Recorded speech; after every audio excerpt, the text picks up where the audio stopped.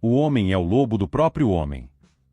Esse é um enunciado célebre, repetido por Hobbes e primeiramente dito numa peça latina. Acontece que por trás dos grandes lobos, existem as aspirantes a lobas, coniventes e admiradoras da preponderância que eles prometem exercer sobre a matilha. O caso hediondo do assassinato do Gari trouxe à tona uma mistura de aberrações morais, sociopatia e desajuste mental, tudo junto e misturado. Um sujeito com aparência de bom vivant, musculoso, bem vestido, conduzia o seu carro elétrico e foi forçado a parar por causa do caminhão de lixo, que estava fazendo justamente aquilo que se espera dos profissionais de recolhimento de lixo. Inconformado, porque não podia esperar alguns minutos, pegou a arma que estava à sua disposição e alvejou Gari Laudemir de Souza Fernandes. Após o crime, ele fugiu do local e foi para a academia se exercitar, como se nada tivesse acontecido. Uma indiferença total, que me faz resgatar o dado de que cerca de 1% a 4% da população possui algum tipo de sociopatia.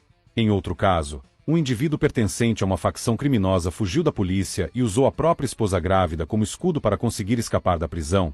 O episódio não causou a ruptura da relação do casal.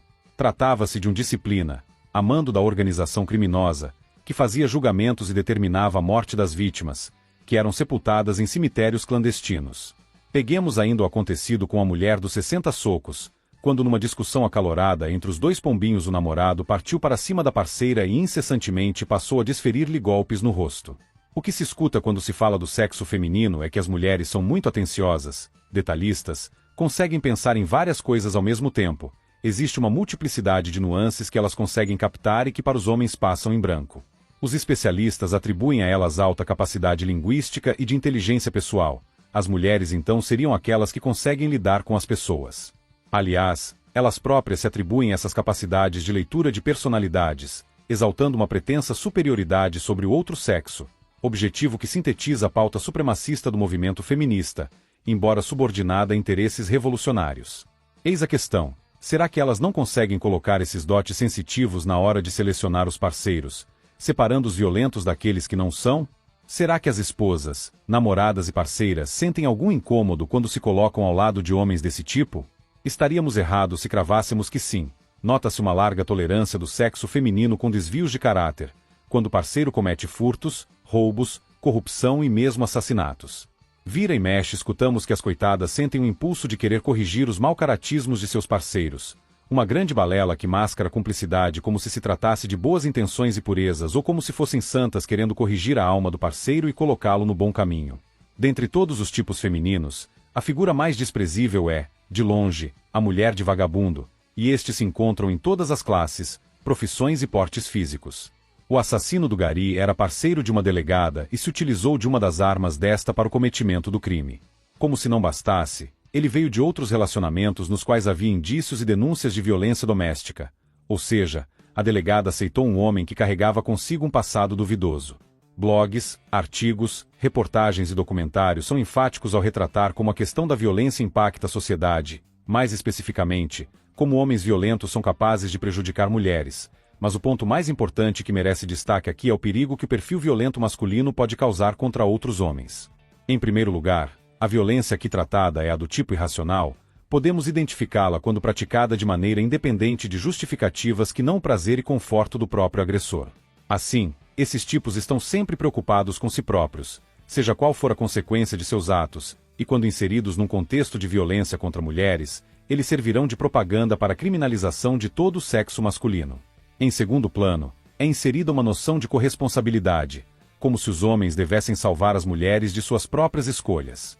Todos se tornam fiadores do bom comportamento masculino dos parceiros escolhidos por elas próprias, de maneira que, se você estiver no mesmo ambiente no qual a agressão se desenvolve, existe uma expectativa de que você interfira em favor da agredida, ainda que com risco pessoal, portanto sem ter obrigação nenhuma, visto que a omissão de socorro apenas se configura em casos nos quais o socorro pode ser prestado sem risco. Após o ato heróico, há chances altas de que a vítima perdoe ou mesmo reate o relacionamento com o próprio agressor.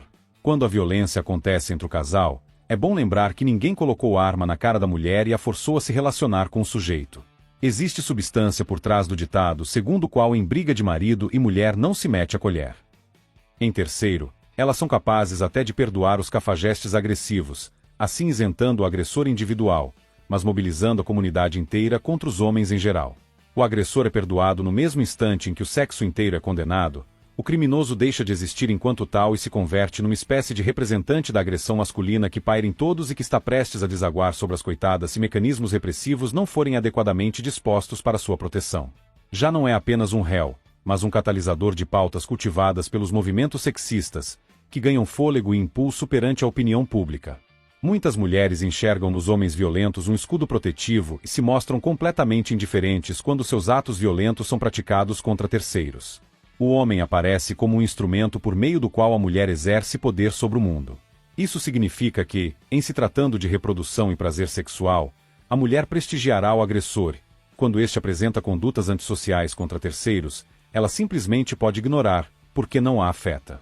De memória, recordo que o documentário Red Pill traz um depoimento de uma senhora que participou da administração de abrigos voltados às mulheres vítimas de violência doméstica, ressaltando que aquelas que reclamavam de violência apresentavam elas próprias comportamentos violentos. Ofuscada pela delinquência masculina, que possui mais potencialidade e extravasamento físico, muitos se esquecem do regozijo que elas sentem com o comportamento de seus parceiros. Se num dado momento eles lhes servem de instrumento contra o mundo, ao se verem na condição de afetadas, por um acidente de cálculo, convertendo-se em alvos das violações que somente deveriam ocorrer contra os outros, aí ocorre o contrário, ela clama ao mundo para que providencie o socorro. Umgito Bandit, Deon Daniele, já aludiu ao conceito de safety net, que é um arranjo de relações sociais e benefícios por meio do qual o sexo feminino sempre encontrou amparo na cumplicidade geral, não tendo que se defrontar com o peso das consequências de seus atos. E justamente uma das quebras da rede de segurança é desmobilizar esse instinto de proteção, que poderia ser considerado natural aos homens, que é um papel que se cumpre em vistas de um tributo pago pelo outro sexo, consistente em cumprir aquilo que dele também se espera. A atitude de alinhamento dos problemas que tais mulheres porventura possam ter é, na prática, a sabotagem da rede de segurança que lhes serve de apoio para, servindo-se do mundo e dos homens, dizerem-se no instante seguinte independentes, desprezando tudo e todos.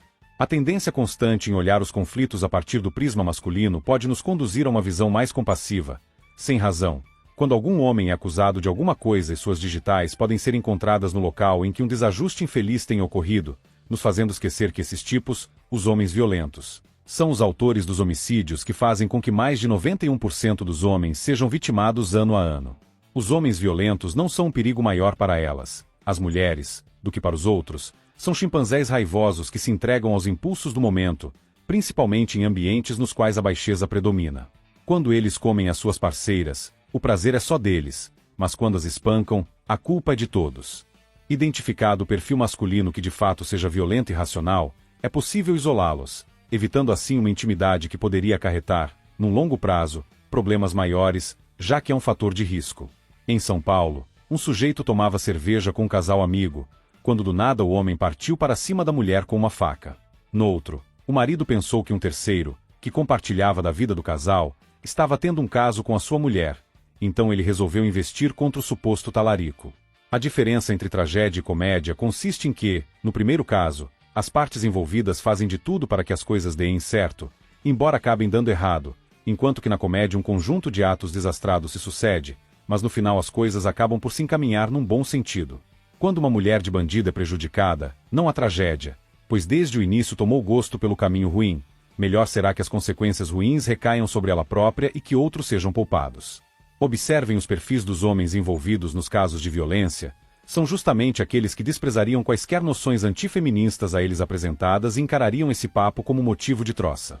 Sejam playboys de condomínio ou manos da quebrada, eles zombarão de você se descobrirem que você sustenta a existência de um sistema abusivo voltado à supremacia feminista.